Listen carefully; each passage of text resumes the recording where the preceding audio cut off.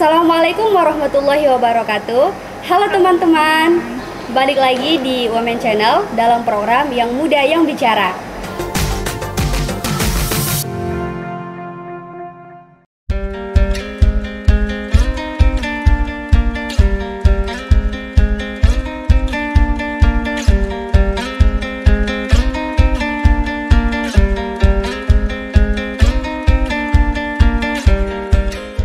Nah, kali ini kita perkenalan dulu yuk. Nama saya Asida Hasibuan dari program Pendidikan Fisika semester 5. Nama saya Nikma Abila dari program Pendidikan Matematika. Nama saya Nana Yuniar dari program Studi Pendidikan Matematika.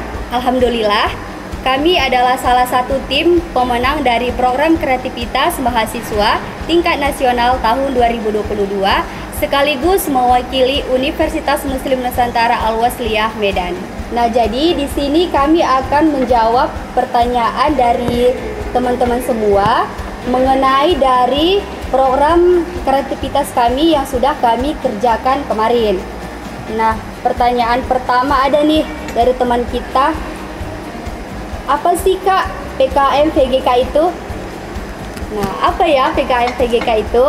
Oke, kalau pertanyaan ini saya sendiri yang jawab. Jadi program kreativitas mahasiswa itu adalah sebuah program di mana mahasiswa memberikan kreativitasnya dituangkan dalam keilmiahan yang bermanfaat bagi khalayak banyak umumnya.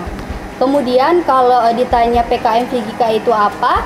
PKM VGK itu merupakan gagasan ya, gagasan futuristik. Video gagasan futuristik yang semula transformasi dari PKM GFK yaitu gagasan futuristik konstruktif, kemudian beralih nama ke video gagasan konstruktif. Nah, PKM VGK ini diupayakan dalam akomodasi dari kesenangan generasi saat ini mengunggah konten ataupun video ke berbagai media sosial, kemudian menuangkannya ke dalam wadah kreativitas, keilmiahan, dan juga kemanfaatan. Nah, kemudian kalau berbicara tentang PKM VGK ini merupakan pemecahan masalah ya, pemecahan masalah dari isu-isu keprihatinan bangsa Indonesia ataupun pembangunan keberlanjutan yang sering disebut sebagai Sustainable Development Goals atau SDGs. Nah, kemudian pemecahan masalah itu dimuat ataupun dituangkan dalam konstruktif agar pemecahan masalah itu bisa diberi solusinya, kemudian bisa digunakan untuk saat ini maupun masa yang akan datang, misalnya 2030 ataupun 2040 di era digital yang akan mendatang. Nah, itu yang berhubungan dengan cabang PKM VGK mengenai video konstruktif gitu. Kemudian ada lagi nih pertanyaan dari teman kita. Kenapa sih Kak kalian memilih VGK? Kenapa nggak milih cabang yang lain aja? Nah, kenapa nih Ketua kita milih VGK? Kenapa kami memilih PKM VGK itu? Karena kami ingin mengembangkan kreativitas diri kami dalam pembuatan video, dan itu kan bakalan kayak di tahun 2040 bakalan berkembang nih kan, bakalan berkembang. Jadi kita harus ikut dalam perkembangan zaman supaya kita tidak tertinggal dengan perkembangan zaman itu. Makanya kami memilih PKM VGK ini dalam bentuk video karena kami ingin mengasah diri kami supaya kami bisa lebih mendalami dalam video, pembuatan video itu gitu. Oke, bagus sekali ya Kak Nikma jawabannya. Kemudian pertanyaan selanjutnya ini ada tentang bagaimana perasaan kakak-kakak sekalian setelah dinyatakan lolos PKM mewakili UMN Al-Wasliyah. Tentang perasaan nih, kalau tentang perasaan mungkin Nana ya lebih bagus jawabnya. Oke, Nana. Bagaimana perasaan kami? Yang pastinya alhamdulillah senang bisa mewakili UMN Al-Wasliyah untuk menang dalam tingkat nasional tentunya. Kemudian menjadikan diri kita itu menjadi lebih baik lagi untuk bisa berkarya dalam pembuatan video, kira-kira begitu. Oke. Berarti sangat bangga ya Kak Nana ya. Next ada pertanyaan selanjutnya tentang apa saja sih keuntungan yang diperoleh ketika dinyatakan lolos PKM. Kalau pertanyaan ini mungkin saya bisa jawab ya, keuntungan yang kita dapatkan setelah kita dinyatakan lolos. Keuntungan yang pertama tentunya program kita ini ataupun ide gagasan kita ini didanai oleh pemerintah.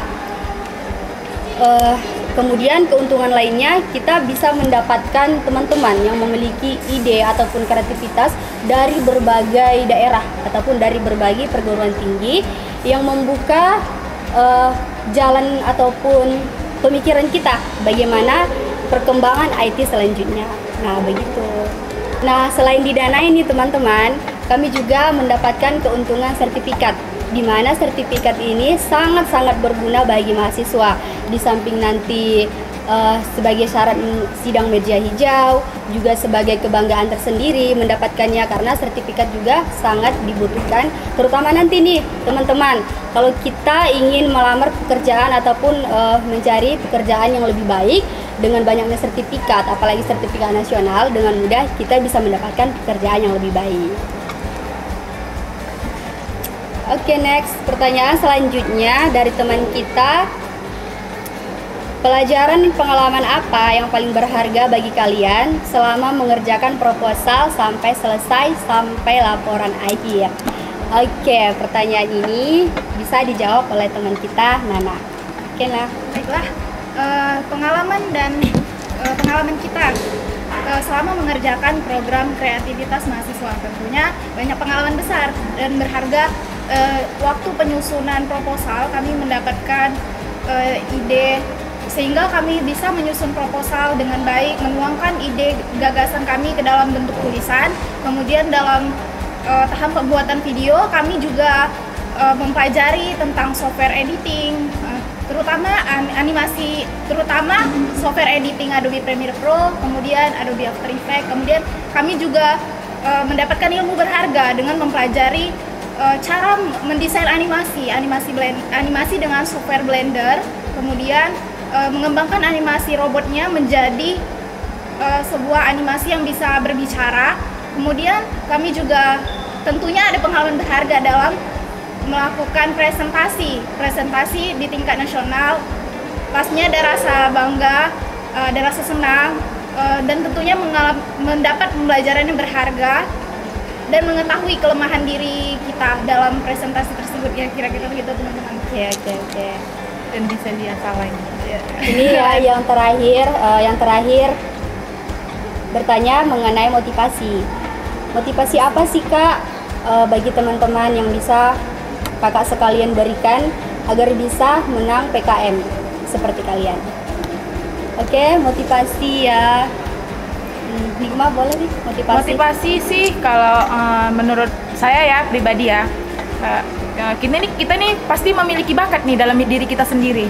Nah, supaya kita memiliki itu, kita asah aja terus gitulah semampu kita, supaya kita tuh tahu di mana potensi kita dan kita bakalan harus kita kembangkan di mana potensi kita yang kita miliki gitu. Oke, kalau untuk Kak Nana nih motivasi untuk Kalau dari saya, jangan pantang menyerah, terus mencoba gali kreativitas dalam diri. Kalau kita mau manfaat dari kualitas diri kita itu meningkat, kita harus mengasahnya terus, ya sama seperti yang dibilang Nikma tadi. Jadi kita itu jangan pernah puas dengan ilmu yang kita peroleh, dan kita harus haus dengan ilmu, dan jangan pernah gagal, dan jangan pernah menyerah dengan apa yang diperoleh. Oke. Kalau motivasi dari saya sendiri sih, kita pertama sabar ya. Kita sabar dalam mengerjakan sesuatu yang berhubungan dengan perkuliahan. Kita jangan menganggap tugas-tugas ataupun kreativitas ini sebagai beban. Kita harus menganggapnya sebagai tolak ukur ataupun pacuan kita dalam mencari ilmu, bukan sebagai beban. Nah, itu aja sih kalau mengenai motivasi untuk teman-teman sekalian. Seperti yang kakak tadi bilang, jangan menyerah sih intinya. Terus gali potensi kita. Oke teman-teman, sekian dari episode Yang Muda Yang Bicara kali ini. Kami pamit undur diri. Sebelum itu, yuk mari kita tonton video PKM 3K kami berikut ini.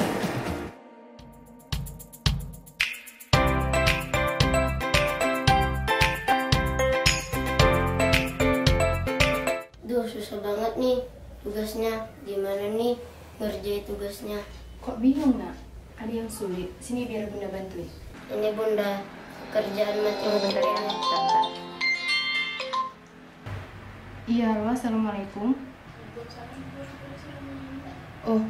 Oh, udah mau dimulai ya? Tugas rapatnya. Bentar ya, saya akan segera ke sana. Waalaikumsalam. Bunda mau pergi sekarang. Iya, bunda nggak bisa bantuin sekarang. Bunda lagi ada rapat. Tapi katanya bunda mau ngajarin rapi. Bunda janji, bunda lain kali akan bantuin rapi. Untuk saat ini dikerjain dulu tugasnya pelan-pelan. Ditengok dari YouTube ya nak. Gak bisa ya. gitu lah Harus bu. pergi ya. Oh, Mak. Mak. Apa sih, Bang? Tadi ribut aja. Ini mak, pelajarannya ini mak, gak ngerti udah dari tadi. Gini mak, gini. Nah, gini. Oh, alah. Ya mana sih bah? Mama pun gak ngerti megang laptop ini. Ya siapa yang ngajarin Yuda mak? Belajarlah sendiri dari video yang dikasih gurumu itu. Dari YouTube. Oh, dari situ udah tahu bisa. Enggak lah mak.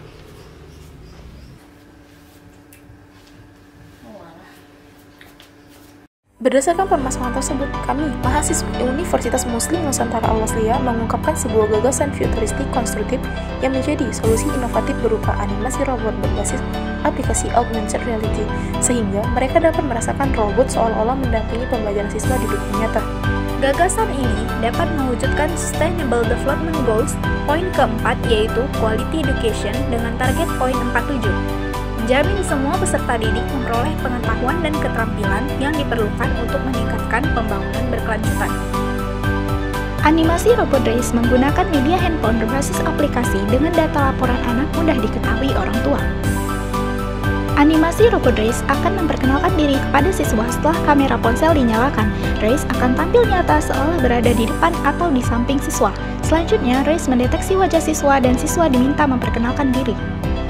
Animasi Robot Race akan mendeteksi perkembangan siswa melalui sensor mata. Sensor ini mengetahui informasi sikap, karakter, dan melakukan metode pendekatan melalui teknologi berbasis Artificial Intelligence. Selanjutnya, animasi Robot Race mempunyai sistem question and answer dengan memanfaatkan sistem perintah suara untuk mendeteksi proses pemahaman siswa dan kesulitan yang dihadapi dalam proses belajar. Kemudian, animasi robot ini juga memberi motivasi belajar yang bersifat mendidik. Animasi Robot Race akan berkolaborasi dengan Kemendikbud, lembaga pendidikan swasta dan negeri. Animasi Robot Race memudahkan orang tua dalam mengawasi pembelajaran anak, sehingga anak tetap belajar mandiri. Dan animasi ini diyakini berpotensi meningkatkan kualitas pendidikan yang baik di seluruh masyarakat pada proses pembelajaran digital tahun 2040.